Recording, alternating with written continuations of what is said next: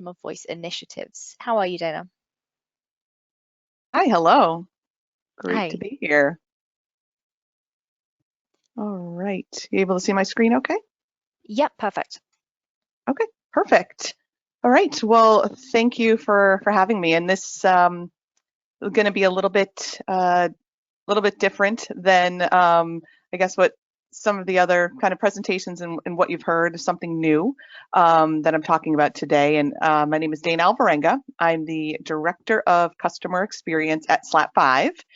And SlapFive is actually a customer marketing SaaS tool, and we capture the customer voice and infuse it into every aspect of the organization.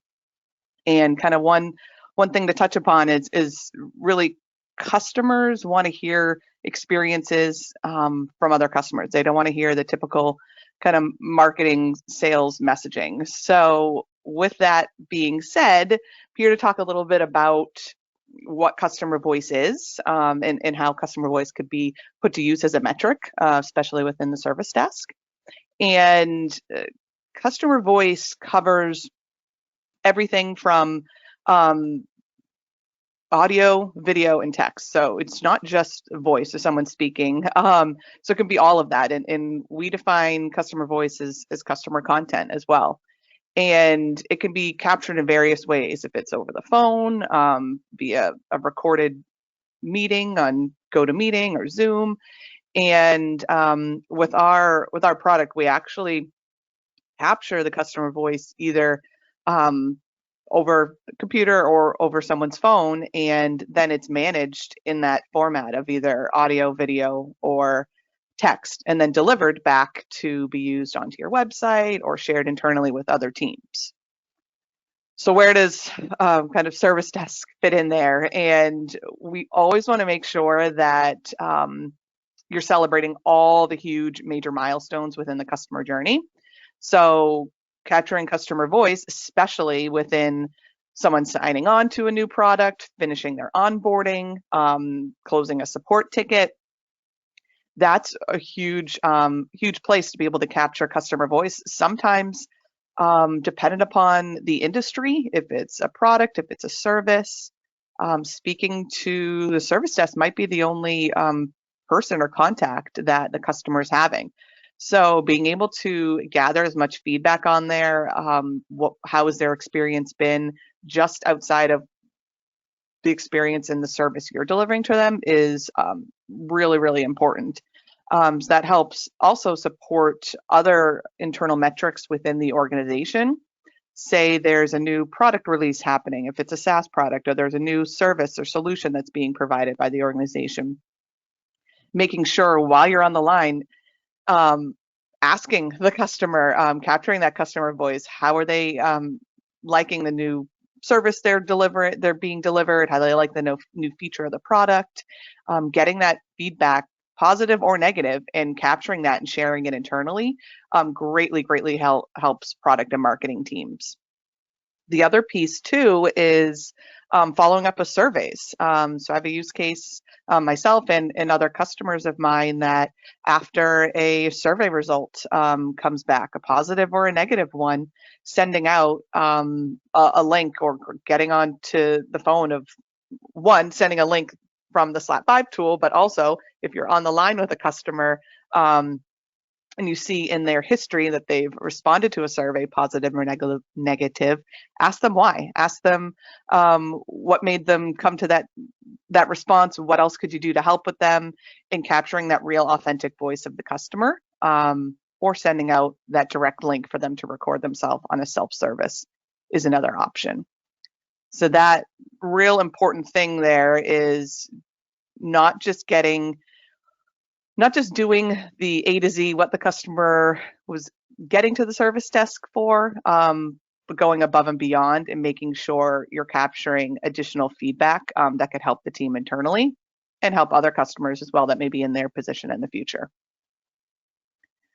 The self-service model that I'm been talking about. So what that means is self-service is just that. A customer receives a link right on their phone or in their email. They can open it up on their laptop or desktop, and they can respond to a specific response or question. How was your experience with the service desk? What else could we do to improve?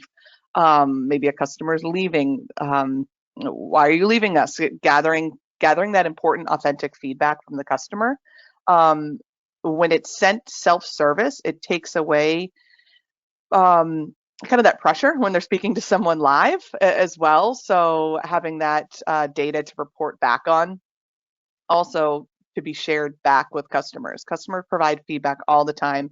If you're like myself, I respond to surveys, I answer calls about service from various different organizations. I always try to respond because I'm in the business of capturing customer voice. So I always try to give it back, but it goes into a black hole most times. So having a way to be able to share that content and seeing it be put to use is very, very valuable. And customers that partner with myself get feedback from various different departments at their customers, use that to then share back onto their website, hearing why people decide to move off of products, what they thought about their service. So they share this on their website, or they use it internally.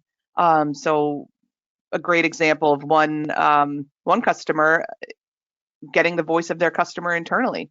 So using their service desk department, using their professional services department, and asking them, how is the voice of customer helping you get to your goals, meet your needs? It helps make reviews for those teams to say, these three team members have had great experience. The customer voice is sharing that back. They're talking about the experience that they've had.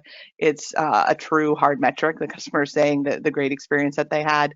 There's two ways to use the customer voice, internally and externally. And then having some of those engagement metrics. And this is where, when you have the opportunity to speak to the customer, if they're calling in for one reason, but being able to coach and train your teams to continue that conversation, to have that further question of how has their experience been with, like I mentioned, a new product, a new service, asking them if they're interested in participating in a upcoming webinar, for example, that could help product, being able to help and support product and marketing. It can be a very difficult task to chase down some customers to speak on their behalf, to speak about their experience, to share their story, and taking that opportunity to use that touch point when they're in the service desk to capture their voice. So being able to support those other teams within the organization can help with renewals. It can help with expansion. It just overall helps with customer engagement in general with the whole organization. So using that as a metric internally, how many leads can the service desk hand over to product or marketing for customers that are interested in sharing their voice outside of what you're able to capture is a huge one. And so a big takeaway that I would say is to be looking at customer voice with these three different steps. So people really think a lot about customer voice and having customers talk. They're just going to say the happy quotes and have it be an overall testimonial. But it's thinking more outside of the box and looking at it as advice, experiences, and feedback. And what I mean by that is advice. What the customers could provide advice to others, that the experience they've had, the journey that they've been on. How can it help decrease that experience happening again? What advice could that customer give to others, capturing that voice? And then the experiences. What positive and negative experience have they had? How has their journey been within the experience that they've had?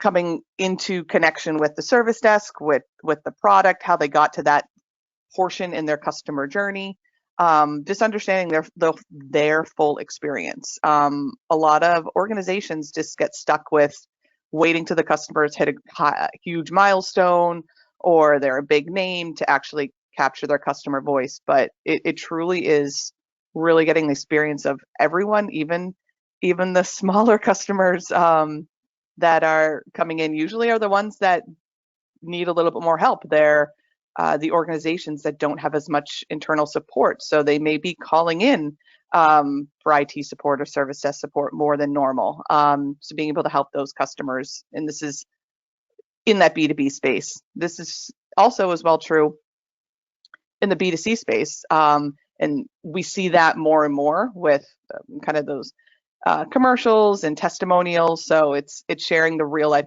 examples of customers and not making it look fake, making it authentic. And then the general feedback. Feedback is king. All of these are king. Advice, experience, and feedback. And the feedback can only help internally with your teams. You aren't able to listen or coach every call that your teams have. So being able to get that feedback from a customer themselves can help you manage your teams better. And that's all that I had. It went really fast there. I'm in Boston, Massachusetts, so speak quickly here. But any questions? This is where you can find me on LinkedIn. I'm happy to talk more about customer voice, how it can be used within the service desk realm of internally capturing the voice, helping to support other teams. But hopefully this was something new and innovative that let some of you think about some new ways. Thanks for that, Dana. We don't have any questions for you at the moment, but thank you for providing your contact information. I'm sure if anyone has any questions, they'll reach out. Thank you so much for your time today. Thank you. Okay, thanks, Dana. Have a great rest of your day.